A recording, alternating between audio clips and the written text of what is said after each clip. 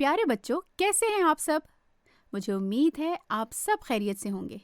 आइए सुनते हैं नई हर्फ कहानी। एक गांव में एक प्यारा सा बच्चा रहता था जिसका नाम नौमान था।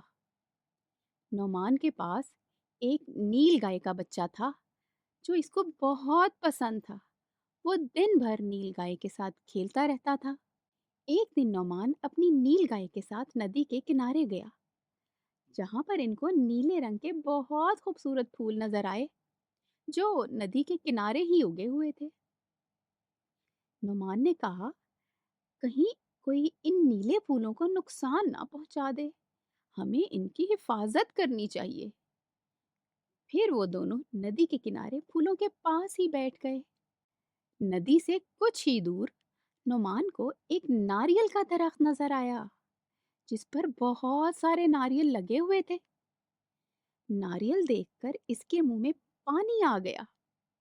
वो नील गाय के साथ नारियल के दरख्त के पास गया और इसको जोर जोर से हिलाने लगा।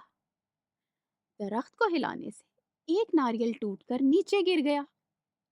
नुमान ने इस नारियल को जमीन पर मारकर तोड़ा, खुद भी नारियल खाया और नील गाय को भी नारियल खिलाया। दोनों ने आज खूब मजा किया और शाम होते ही दोनों घर को वापस आ गए।